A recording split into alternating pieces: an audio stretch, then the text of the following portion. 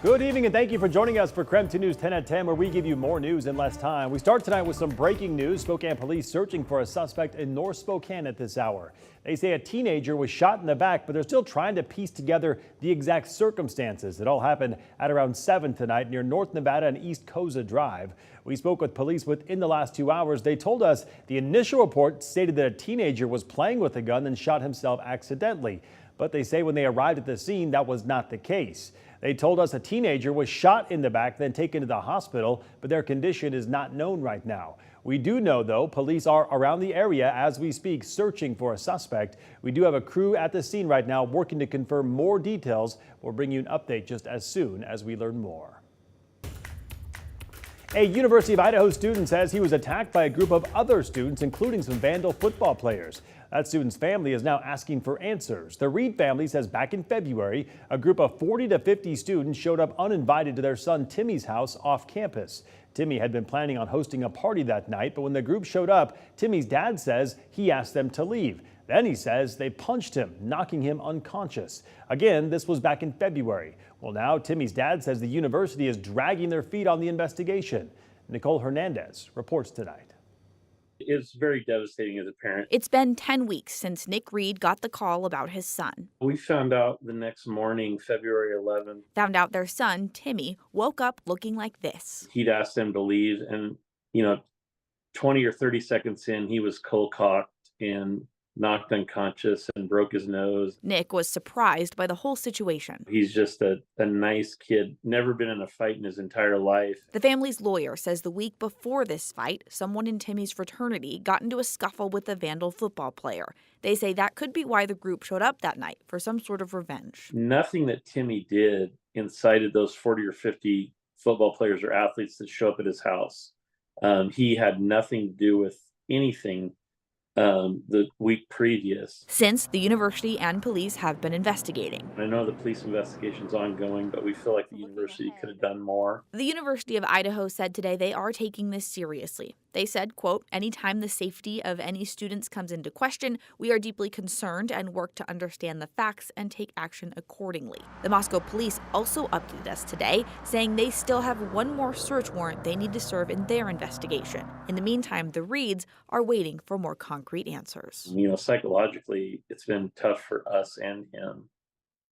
That was Nicole Hernandez reporting. Another part of this, Nick Reed was part of a scholarship fund that raises money for U of I students. That scholarship fund decided not to hold their annual fundraiser this year out of concern some of the money would benefit one of the attackers.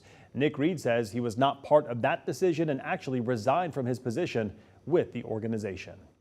All right, switching gears to talk weather. We've officially hit our patch of cooler weather. The sunshine is gone. The rain is moving in. Let's get straight to meteorologist Michelle Boss. Michelle, how much cooler are we talking?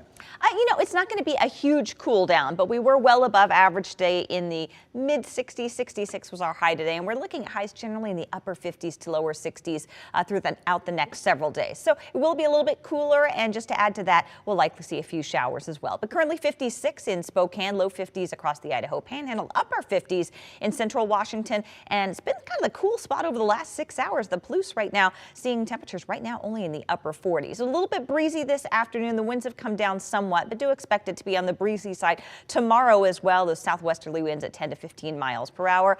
We have overcast skies, mostly cloudy skies. We expect clouds to thicken up even more tomorrow afternoon. In the meantime, it should be dry overnight and dry for the first half of the day, but increasing chances of rain by tomorrow afternoon and evening. We're looking at a high of 60 tomorrow, and it looks like more showers are possible on Friday and one of the cooler days with a high only in the mid 50s and a chance for showers on Saturday as well, highs in the upper 50s. All right, sounds good, Michelle. Check back in with you later in the show. Happening tomorrow on KREM 2 News, more contamination is being discovered in the drinking water for homeowners out near Airway Heights. Hundreds of private wells got tested for PFAS last month by the Washington Department of Ecology, and more than half of them came back with higher levels than what the EPA and the state consider to be safe. That's why the founder of the West Plains Water Coalition says there needs to be more testing to understand the extent of the contamination. You could look at the road and say, well, the wells on this side are clean and the wells on that side are not. But that's a totally artificial just boundary. Our Whitney Ward took those concerns to state leaders, so make sure to join us tomorrow for her in-depth report right here on KREM 2 News at 6. After 2 years, the Downriver Park access area near the TJ Meenock Bridge is reopened. Boaters launched from the access this morning. That closure was to help reduce the amount of contaminants that will reach the Spokane River. City workers were joined by the Spokane Indians mascot, Ribby. Ribby is a red-bound trout native to the Spokane River. We're thrilled to reopen the Downriver Park with new and improved access to the Spokane River, parking options, and enhance our outdoor adventures coming up this spring and summer. This is all possible because of the commitment the city has in improving the water quality of our river. The project also added a larger parking lot and improved access for outdoor enthusiasts. New tonight, the North Idaho College has to pay President Nick Swain nearly $30,000 in attorney fees. This comes after Swain successfully sued the college for documents in an ongoing investigation surrounding himself. This is the second time a judge has required NIC to pay Swain's legal bills. The first happened last year when the president successfully sued the college to reinstate him. And now to our night beat with a quick look at the day's top stories. The Spokane County Medical Examiner is asking for help tonight, identifying a man found dead near downtown Spokane back in February. The medical examiner says the man was found at West Boone Avenue and North Normandy Street at around 10 a.m. on February 26th. They do not suspect foul play in his death, but can't identify him.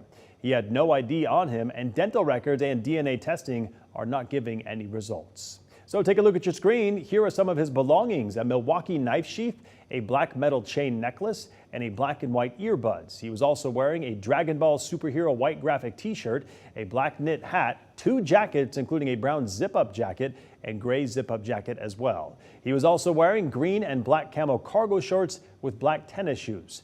You are urged to call the ME with any information. That number is right there at the bottom of your screen. Abortion laws, once again, the subject of debate for the U.S. Supreme Court justices today. They heard arguments about whether doctors should be able to provide abortions in medical emergencies, even in states with near total bans like Idaho. But Idaho argues the definition of emergency is too broad. Justices appear to be deeply divided on the issue. Within these rare cases, there's a significant number where the woman is, her life is not in peril, but she's going to lose her reproductive organs. She's going to lose the ability to have children in the future, unless an abortion takes place. How can you impose restrictions on what Idaho can criminalize simply because hospitals in Idaho have chosen to participate in Medicare? A ruling is expected by the end of June. Also today, a move by the Arizona House of Representatives could mean the end of a Civil War-era abortion ban. If that repeal is successful, the state's current 15-week restriction would remain in place, while the total ban dating back to 1864 would die. The Senate is expected to pass the repeal in early May. And that was your Night Beat. To learn more about any of these stories, just head to our website. That's KREM.com.